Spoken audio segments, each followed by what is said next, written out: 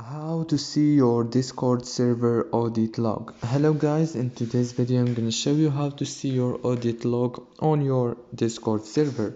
So all what you have to do is go to Discord, and now this is the home page. As you can see, click on your server right here and click on those three dots right here in the top, and now choose the settings option here, and it will take you to this page. Now right here you will find the audit log option.